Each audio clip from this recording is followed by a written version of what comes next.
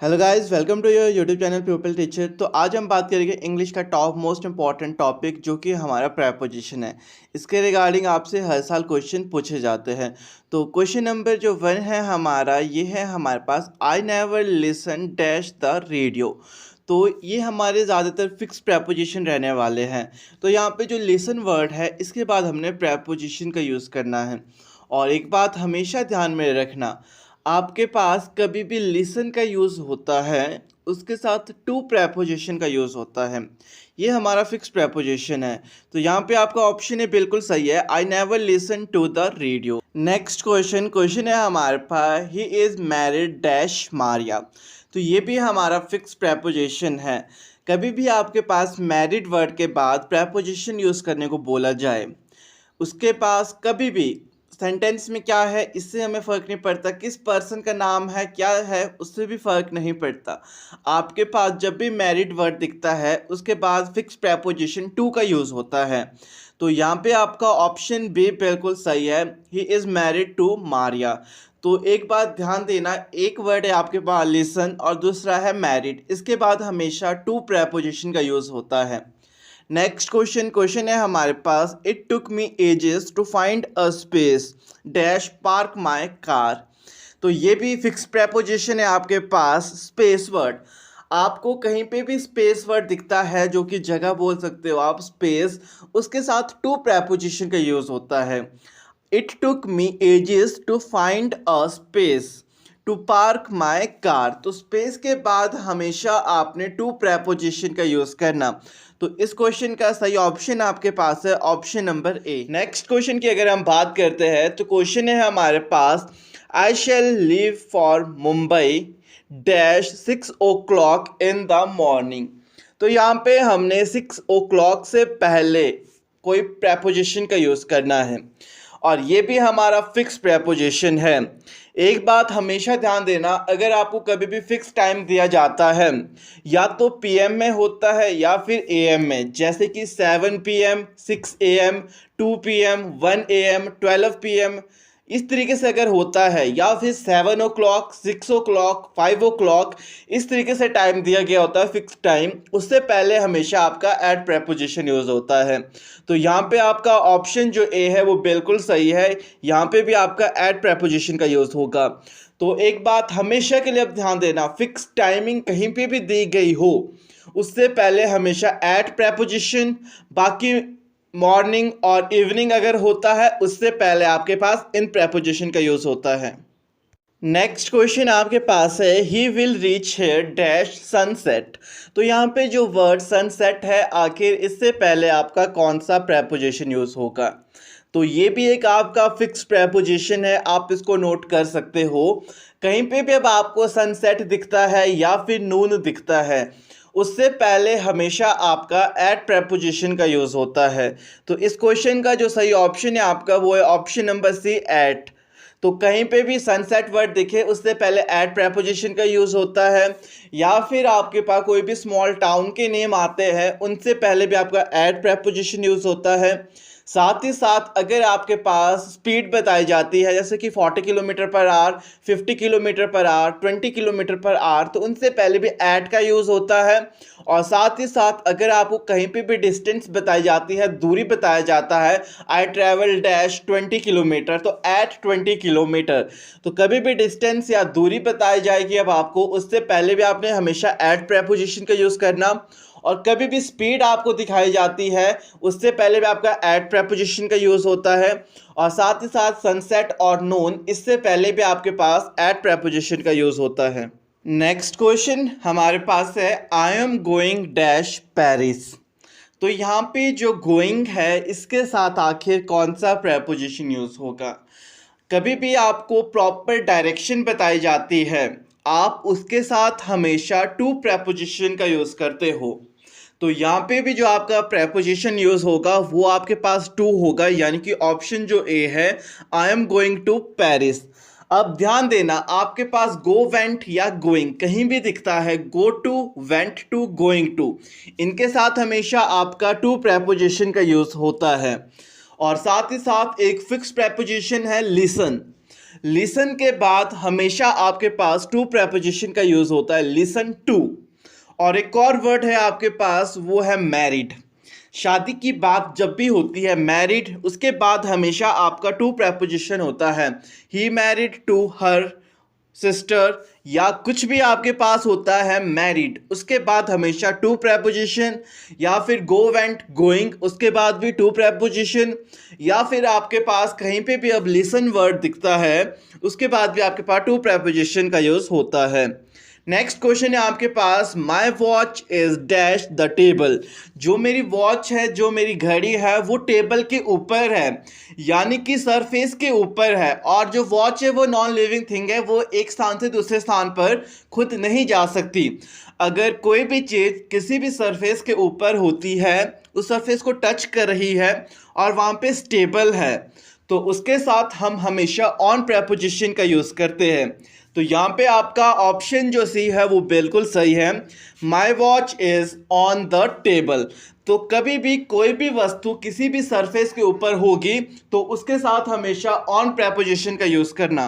Next question है आपके पास, the kitchen is dash the back of the house.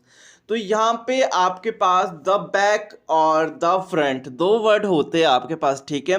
Back और फ्रंट, इनसे पहले या तो आपके पास एट प्रेपोजिशन का यूज़ होता है या फिर इन प्रेपोजिशन का। एट प्रेपोजिशन का यूज़ तब होता है अगर कोई चीज़ एक जगह सम्मिलित है, उसके फ्रंट और बैक के बारे में बात की जा रही है, तब आपका एट प्रेपोजिशन का यूज़ होता है। जैसे कि यहाँ पे बताया गया है कि जो किचन है वो मेरे घर के पीछे वाली साइड है, यानी कि बैक साइड में बनाई गई है kitchen.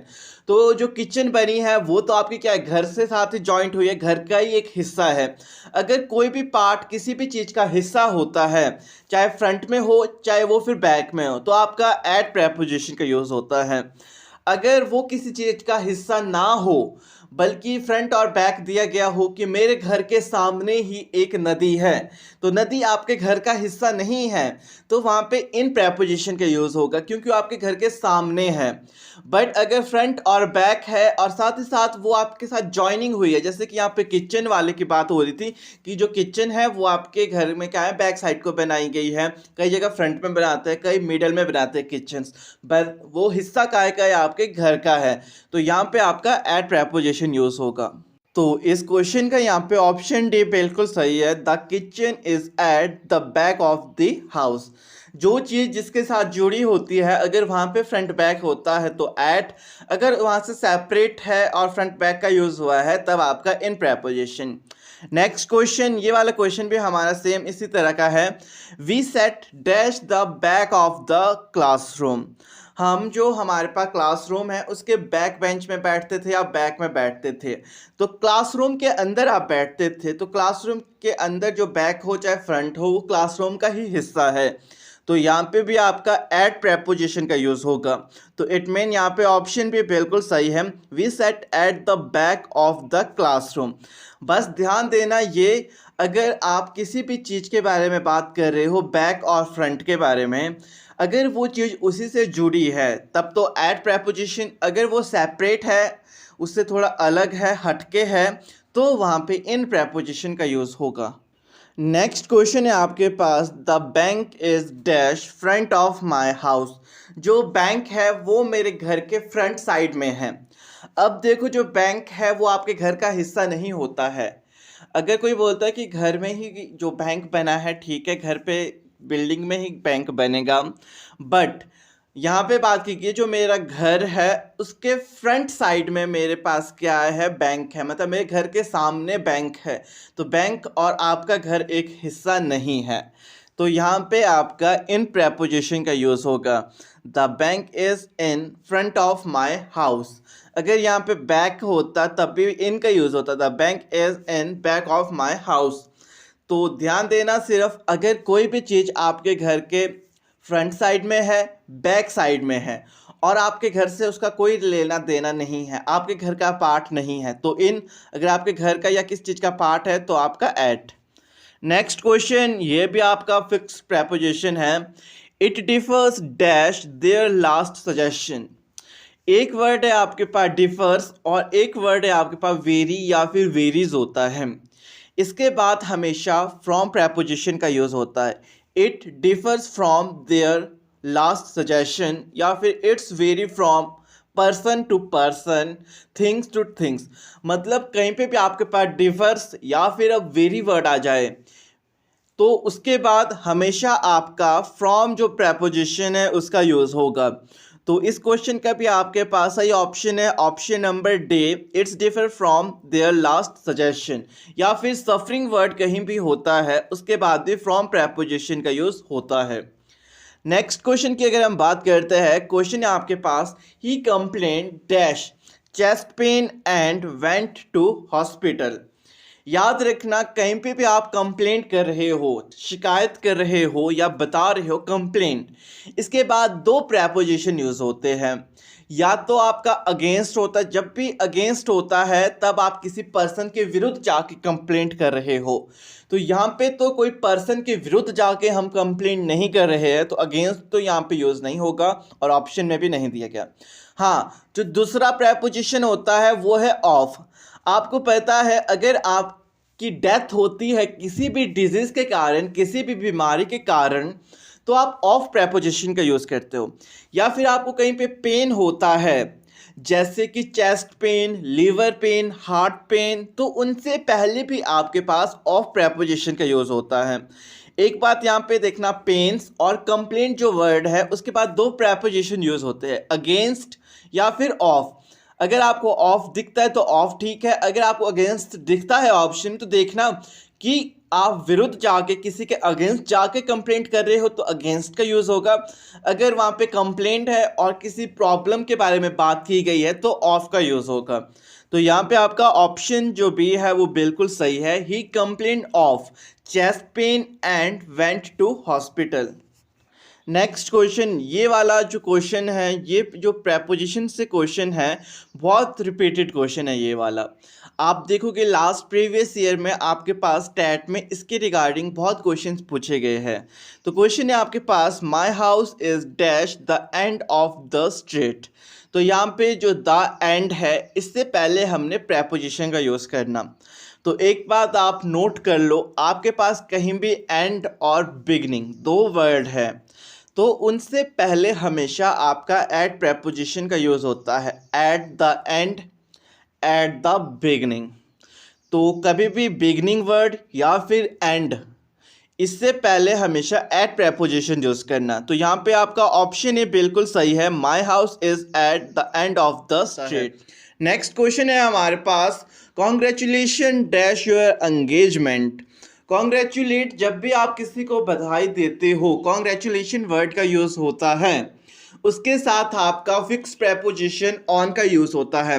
Congratulation on your engagement या कॉन्ग्रेचुलेटेड वर्ड होता है तब भी ऑन का यूज़ होता है। तो एक बात हमेशा के लिए ध्यान देना, अब कहीं पे भी आपके पास कॉन्ग्रेचुलेशन वर्ड दिखे उसके साथ आपका ऑन प्रेपोजिशन का यूज़ होता है। और साथ ही साथ अगर डेज के नाम आते हैं तब भी आपके पास ऑन प्रेपोजिशन का यूज़ होता है। और अगर आपके पास जैसे कि बॉडी पार्ट्स के नेम आते हैं फिर भी आपके पास ऑन प्रेपोजिशन का यूज़ होता है। ये कुछ इंपॉर्टेंट ट्रिक्स बोल सकते हो आप जो कि आपको और ज़्यादा हेल्प करती है आपके एग्ज़ाम्स में। नेक्स्ट क्वेश्चन है आपके पास, everybody blame him dash the accident. जब भी आप किसी को ब्लेम करते हो या फिर किसी के ऊपर कोई भी दोष लगाते हो तो आप वहाँ पे फॉर प्रेपोजिशन का यूज़ करते हो। Everybody blame him for the accident, accident के लिए इसको सब ब्लेम कर रहे हैं, तो यहाँ पे आपका ऑप्शन ये बिल्कुल सही है, फॉर।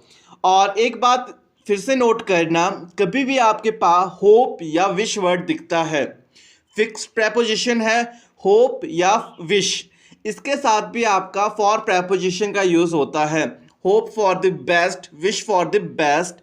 तो इन दोनों के साथ आपका फॉर प्रेपोजिशन का यूज़ होता है। और अगर कभी भी आपको प्रॉपर डेज बताए जाते हैं, प्रॉपर मंथ्स बताए जाते हैं, जैसे कि 11 डेज, 12 मंथ्स, 10 डेज, इस तरीके से होता है तो तब भी फॉर प्रेपोजिशन का यूज़ होता है इन सबसे पहले। नेक्स्ट क्वेश्चन की अगर हम बात करते हैं, क्वेश्चन है आपके पास, did he live for New York dash the month of July. तो यहाँ पे द मंथ ऑफ जुलाई से पहले कौन सा प्रेपोजिशन यूज होगा? अगर हम मंथ्स के नेम के बारे में बात करते हैं, जैसे कि जनवरी, फरवरी, मार्च, अप्रैल, मई, जून, ये वर्ड्स कहीं भी दिखते हैं, यानी कि मंथ्स के नेम आपको दिख जाते हैं कहीं पर, तो आपका इन प्रेपोजिशन का यूज़ होता है। तो यहाँ पे भी आपका ऑप्शन भी बिल्कुल सही है। Did he live for New York in the month of July. तो कभी भी अब आपको मंथ्स के नेम आएंगे, आप उनके साथ इन प्रेपोजिशन का यूज़ करना।